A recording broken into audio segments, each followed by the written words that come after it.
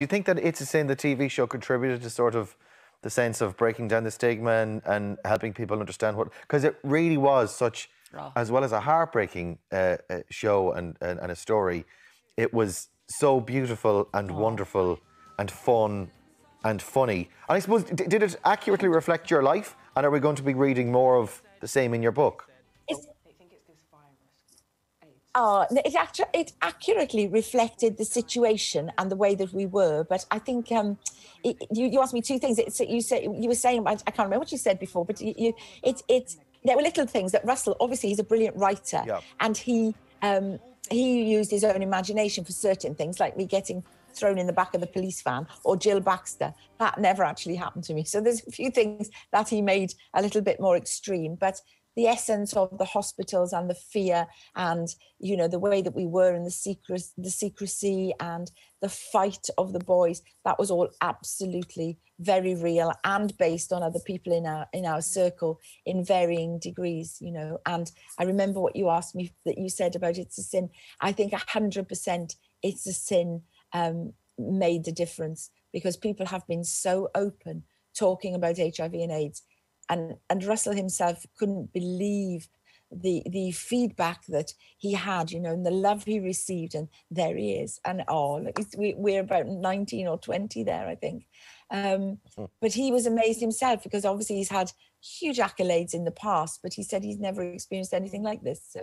And it was because, you know, he brought back, people know him, Doctor Who, he's done so much, but this was something different. So when he comes to you, your childhood friend, and says, I want to write a television show that is based on your life and tell these boys' stories, that must have kind of blown you away.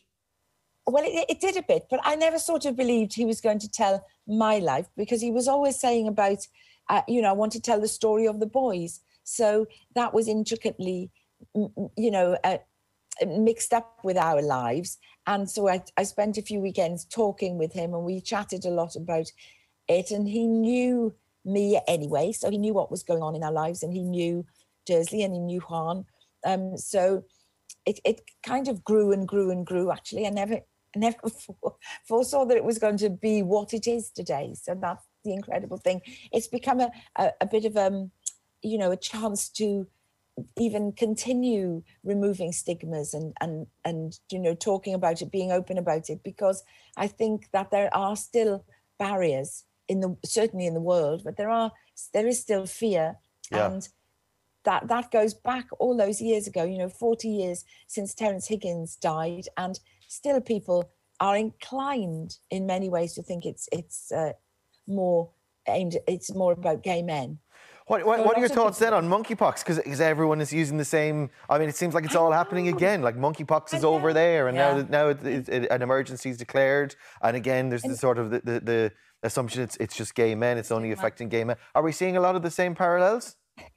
Well, there are parallels, you know, and the thing is, that shouldn't be out there, that it's gay men, because it leads other people to think that they're okay. So that's one danger. And also it's discriminatory, because it's just as was HIV. It's a virus, and it can attack anyone at any time. If you don't have, you know, any natural immunity, then you're at risk as anyone else. And just because someone might get it first doesn't mean they should have discrimination against them. So, you know, it's all that kind of chance to stigmatize someone, and minority groups and people who, you know, they've already taken their share of discrimination. So. Jill, what a life you've lived, and a fascinating and a lovely, gorgeous book as well.